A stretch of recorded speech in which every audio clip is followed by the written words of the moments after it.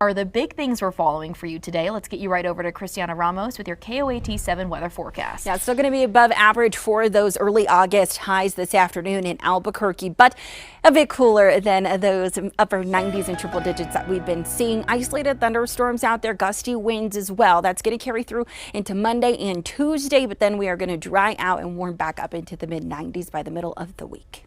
In this morning's top stories, Mexico's president saying the U.S. military will not be allowed to operate in her country, following reports that President Trump directed the Pentagon to consider military options against cartels designated as foreign terror groups. President Trump is brushing off questions about his plan, saying drugs from Latin America pose a threat, while U.S. officials say there is no immediate action planned. The directive marks a sharp escalation in the administration's border strategy. Lawmakers and experts warn the legal grounds for any strike remain unclear.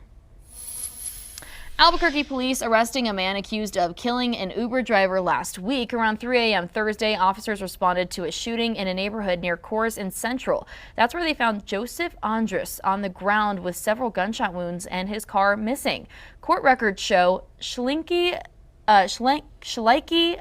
Sanchez told his girlfriend to order an Uber with the intention of hurting the driver or stealing the car. He was arrested in the Uber driver's car located at the girlfriend's home. This Friday, President Donald Trump and Russian President Vladimir Putin will meet in Alaska. It's a high-stakes summit setting the stage for negotiations on a ceasefire to end the now 3.5-year war between Russia and Ukraine. White House correspondent Christopher Salas is in our Washington bureau, and Ukraine is speaking out against its lack of involvement in these talks. Ukrainian President Volodymyr Zelensky says this summit between President Trump and President Putin will be unsuccessful if his country is not involved. Any decisions that are without Ukraine are also decisions against peace. They will not give anything. They are dead solutions. They will never work. And we all need a real, living peace that people will respect. The White House sees next Friday's Trump-Putin summit in Alaska as a potential breakthrough for peace. President Trump said his meeting with Putin would come before any sit-down discussion involving Zelensky. The president also sounded optimistic on Friday that a peace deal could be reached between the countries, saying it could involve territory swaps. It's very complicated, but we're going to get some back. We're going to get some switched. There'll be some swapping of territories to the betterment of both. Zelensky rejected the idea that his country would give up any land in order to end this war, saying, quote, they will not give Russia any awards for what they have done. In Washington, Christopher Salas. An emergency ruling issued by the state's Environment Department in banning synthetic cannabis, like Delta-8 products, which are sold here in New Mexico. Experts say synthetic versions of THC can pose serious health risks, such as seizures, trouble breathing, and even death. The new rule would block manufacturers from making it and help ensure it's not sold to minors who currently can buy Delta-8 products legally.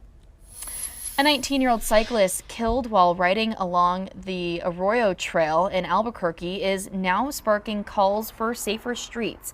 Kayla Van Landingham, a cancer survivor and advocate, was hit while biking home. Her family now speaking out, hoping her death leads to more awareness and action. They say drivers need to be more alert and communities need stronger protections for cyclists. A ghost bike is being placed where she was killed as a reminder and a call for change. Albuquerque police reminding drivers to be safe in school zones as kids head back to the classroom.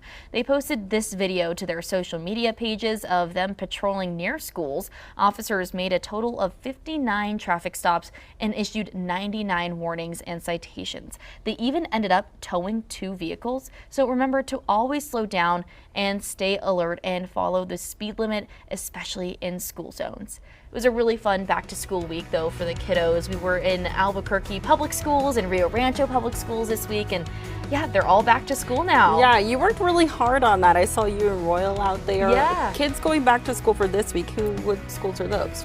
I think they're all back now. Now so they are? across Okay. the state. So everyone will be in school tomorrow. So like that reminder, just be careful around school buses and school zones because it's really important out there.